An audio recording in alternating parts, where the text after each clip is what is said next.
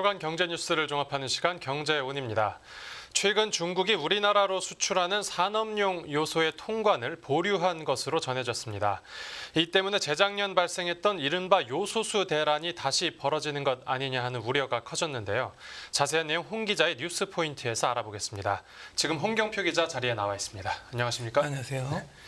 네, 2년 전에도 비슷한 상황이 있었는데 요소 문제가 또 터졌습니다. 네, 요소 문제가 이제 정기적으로 우리나라 경제를 흔드는 요소가 된 것 같습니다. 요소는 암모니아에 이산화탄소를 집어넣어서 만들고요. 이제 요소수는 요소에 증류수를 섞어서 만드는 것이죠. 이 요소수는 질소 산화물을 질소와 물로 분해를 하기 때문에 차량의 배출가스를 줄이는데 필수적 역할을 합니다. 예. 최근 지구 온난화 문제로 탄소 중립 기조가 거세지면서 환경 규제가 날이 갈수록 강화하고 있잖아요. 이에 디젤 자동차에도 요소수를 주입하도록 또 규제를 하고 있습니다. 요소수를 안 넣으면 SUV나 트럭 등 디젤 차량 운행이 이제 안 되도록 설계가 됐고요. 예, 보통 이 화물차들 같은 경우에 이제 대부분 디젤 차량 아닙니까? 맞습니다. 예, 경제를 뒤흔들만 하네요. 네, 이제 요소라는 게 우리나라 경제의 필수 요소라고 할 수가 있겠는데요. 요소는 비료용으로도 쓰이고요. 그런데 지금 우리나라는 이 중요한 요소를 상당 부분 중국에 의존을 하고 있습니다. 지금 산업용 비료의 경우 중국 수입 비중이 90% 이상이고요. 비료용은 22%였습니다. 이러한 가운데 갑자기 이번 주에 중국 세관이 산업용 요소 통관 중단을 해버린 겁니다.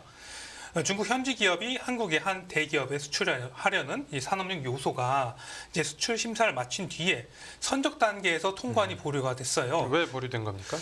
이게 중국에서는 요소 수출 문제가 자국 내 요소 수급 문제에서 비롯됐다 이렇게 밝혔는데요. 네. 겨울철 비료 생산을 위해서 중국 내 비료 원료인 요소가 많이 필요했던 것으로 분석이 되고 있어요. 이에 중국은 원활한 이제 공급망 협력 기조에 변함이 없다. 뭐 이런 기본적 입장만을 밝혔는데요. 네. 뭐 원만한 해결 방안을 모색하겠다. 뭐 이렇게 말하기도 했습니다. 이게 원론적 대답은 받아냈지만 뭐 아직 요소 통관이 된 것은 아닌 것이죠. 네네. 그 겨울이라 수급 상황이 안 좋다고 하셨는데 네.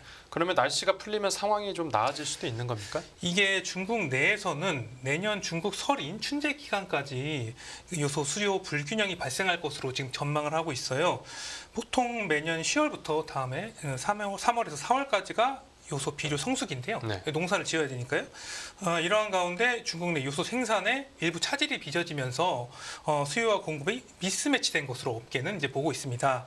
여기에 이제 중국의 비료 협회가 중국 내 요소 수출 기업에 수출 자제를 제한하는 공문까지 발송한 것으로 알려졌고요. 또 최근에는 이제 중국의 비료 관련 기업 15곳이 내년에 요소 수출 총량을 제한하기로 합의한 것으로 또 알려지기도 했습니다. 네. 뭐 기업들의 자율적인 합의라고는 하지만 사실상 수출 물량을 제한하는 쿼터제인 것이죠, 이게. 게다가 업체에는 중국 당국이 내년 1분기까지 수출을 불허한다. 뭐 이런 소문도 돌고 있고요. 네. 중국이 겉으로는 공급망 협력을 한다 이렇게 밝히긴 했지만요. 지금 현지 요소 상황은 상당히 어려워 보입니다. 그렇다면 그 재작년에 있었던 요소수 대란이 실제로 또 벌어질 수도 있는 겁니까? 이 국내 업계에서는 현재 중국 당국의 요소 수출 통제 이 기류에 주목을 하고 있어요. 그래도 아직은 2021년 요소수 대란과 같은 사태가 다시 벌어지지는 않을 것이다. 뭐 이렇게 보고 있는데 네. 2021년을 한번 보면 우리나라 기업들이 갑자기 좀 얻어맞았거든요. 당시에 중국 정부가 요소 수출 검사 의무화 조치를 발표를 하면서 요소 수출을 금지를 했었습니다. 네.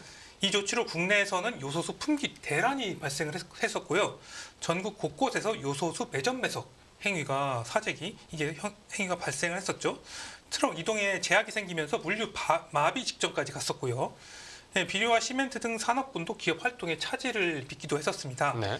결국 중국이 요소 수출을 정상적으로 다시 진행을 하긴 했어요. 그런데 요소 하나가 우리나라 경제를 흔들어 놓을 수 있다는 사실에 상당히 충격을 받았었습니다. 네. 당시 중국 요소 의존도가 97%였는데 이 의존도를 줄이고 공급망을 다각화하는 데 주력하기도 했었죠. 그런데 지금 올해 2023년이 됐잖아요. 그런데 중국 의존도 상황은 거의 변한 게 없습니다. 중국 수입 의존도가 요소가 이제 91%에 달하는데요. 처음에는 중국산 요소 수입을 줄이려고 노력을 했는데 가격이 워낙 차이가 나다 보니까 다른 공급처와 가격 경쟁력 측면에서 중국산에 의존할 수밖에 없었던 것이죠. 네, 의존도가 여전히 높다라고 하면 문제가 있는 네. 거 아닙니까? 이게 국내 기업들은 일단은 수입선을 다변화하기는 했어요. 이제 3개월분이 넘는 요소 재고를 확보를 하긴 했습니다. 당장은 대란은 없다 이런 것인데요. 이들 업체는 이제 직접 산업용 요소를 수입을 하고 있는데 대부분 물량을 이게 운반비가 저렴한 중국에서 들여오고 있는 실정입니다. 국내 요소수 점유율 1위 롯데 정밀화학은 인도네시아와 베트남 등에서 요소를 확보해서 내년 3월 말까지는 재고 관리에 문제가 없을 것이다 이렇게 밝히기도 했는데요. 네. 직영 주유소에서 요소수를 판매하고 있는 HD 현대 오일뱅크 같은 경우는 이제 할당 판매를 하고 있기 때문에 당장은 문제가 없다. 이렇게 볼 수 있겠습니다. 네. 그러니까 종합해 보면 당장은 버틸 수 있다. 이렇게 보이는데요. 하지만 중국의 요소 수출 업체들이 실제로 수출량 쿼터제라든지 아니면 내년 성수기까지 수출량을 제한해 버리고 중국 당국이 수출 불허 조치를 내리는 등의 가능성은 여전히 있거든요. 네네. 업계 역시 이제 수입선 재점검 등 이제 플랜 B를 이제 검토하고 있는 것으로 알려졌습니다. 네. 그리고 아무리 공급선을 수입선을 다변화한다고 해도 공급선을 기존 공급선을 이용하기 힘들잖아요. 이 비용 상승은 피할 수가 없죠. 그렇게 되면 국내 요소수 시장 가격도 자극할 것으로 예상이 됩니다. 네네. 이 우리나라 정부 차원의 대응은 어떻게 이루어지고 있습니까? 네, 산업통상자원부는 이제 요소수 사재기 등으로 요소 가격이 급등하는 것을 또 막고요. 중국의 요소 통관 보류 문제를 좀 해소해 달라 이렇게 지속적으로 요구를 하고 있습니다. 네. 이 국내 재고와 중국의 계약 물량으로 3개월분 이상의 요소를 확보하고 있다고 했고요. 또 요소 공공 비축을 늘 계획이에요. 네. 그리고 업체들은 동남아 등 이제 도입처를 다변화해서 차량용 요소를 이제 확보할 계획입니다. 네, 이번 요소 사태가 원만하게 해결돼야 하겠습니다. 그렇죠. 그런데 이번 사태를 요소에서 끝나는 게 아니라 이 공급망의 전반적인 문제를 다시 한번 점검하는 계기로 삼아야 하는 것 아니냐 하는 비판의 목소리도 나온다고요. 네, 맞습니다. 그 요소 사태만 보더라도 중국의 공급망 옥죄기가 바로 무기가 될 수 있다는 걸 지금 실감할 수가 있거든요. 그러니까 우리나라 정부는 이번 요소 통제가 정치적 의도로는 좀 무관하다. 이렇게 보고 있지만요. 네. 어떤 방식으로든 중국의 의존도가 커지게 된다면 미국과 중국의 패권 다툼과 공급망 경쟁 속에서 산업 소재나 자원이 시한폭탄이 될 수가 있겠습니다. 네. 중국은 요소뿐만 아니라 반도체 등 첨단 산업 핵심 소재에 쓰이는 그 광물의 글로벌 공급망을 틀어쥐고 있는 상태인데요. 중국이 수출 통제 카드를 꺼내 들면서 언제든 한국의 그 첨단 기술을 볼모 잡을 수가 있게 되는 겁니다. 네. 중국이 갈륨, 게르마늄 수출 통제, 히토류 수출 보고 의무화에 이어서 이제 이달 1일부터 흑연 수출을 제한한 것도 중국이 자원 무기화에 적극적으로 나선 것이다. 이런 해석이 나오고 있습니다. 네. 문제는 지금 우리나라의 대중 공급망 의존도가 아직도 절대적이라는 것이죠. 요소뿐만 아니라 이제 반도체, 2차 전지, 전기차 등 주력 첨단 산업 공급망에서도 여전히 중국에 대한 의존도가 상당히 높은 편입니다. 통계를 한번 살펴보면 이제 해외 의존도가 90% 이상인 품목을 절대 의존 품목이라고 하거든요. 네. 그런데 이 중에서 중국 비중이 55%에 달했어요. 네. 우리나라 수출의 핵심인 반도체도 중국 공급망은 얽혀 있습니다. 이 반도체 주요 원자재인 실리콘 웨이퍼, 불화수소, 네온 등의 대중국 수입 비중은 최대 80%에 이르기도 했고요. 중국이 이미 수출 보고를 의무화한 히토류 금속 같은 경우에는 이 반도체와 전기차의 핵심 소재이지 않습니까? 올해 상반기 대중 수입 비중이 80%에 달했습니다. 네네. 그리고 2차 전지용 인조 흑연, 리튬류, NCM이죠. 니켈, 코발트, 망간, 수산화물 모두 중국 의존도가 80%에서 90%를 넘는 상황입니다. 네.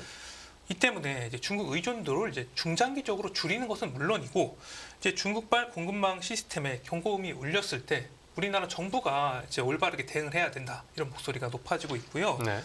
또 기업들이 단기적인 이익에 단기적인 비용에 매몰되지 않도록 제도의 보완과 지원이 이제 필요하다는 지적이 나오고 있습니다. 네, 알겠습니다. 네, 다음 뉴스 보겠습니다. 네, 무디스 중국 신용등급 전망 부정적 하향. 이 중국의 국가 신용등급 전망이 한 계단 내려갔다고요? 맞습니다.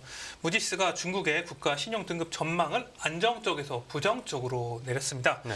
이 신용등급 전망 하향이라는 게 당장은 신용등급을 내리는 건 아니지만요. 앞으로 신용등급을 내릴 가능성이 높다는 것이죠. 그 신용평가사가 이 그 회사나 기업, 그 나라를 모니터링해서 이제 등급을 이제 판단하겠다 이런 의미라고 볼 수가 있겠습니다. 네. 지금 신용 등급을 유지하려면 상당한 재정적 노력을 기울여야 하는 것인데요. 무디스는 중국의 국가 신용 등급을 5번째로 높은 A1 등급으로 유지를 하기는 했어요. 네. 네, 무디스는 신용 등급 전망 하향이 이 부채가 많은 지방 정부와 국영 기업에 대한 중국 정부의 재정 지원 가능성을 반영했다. 이렇게 밝히기도 했고요. 네네. 이는 중국의 재정과 경제, 제도적 역량의 광범위한 위험을 초래한다. 이렇게 밝히기도 했습니다. 네. 또 이번 전망 변화가 구조적이고 지속적으로 낮은 중기 경제 성장과 이제 부동산 축소를 반영한 것이다. 이렇게 이야기하기도 했고요. 네. 무디스는 올해 연간 경제 성장률이 정부 목표치인 5%를 달성은 하나 이제 내년과 2025년에는 4%로 이제 낮아질 것으로 예상을 했어요. 네.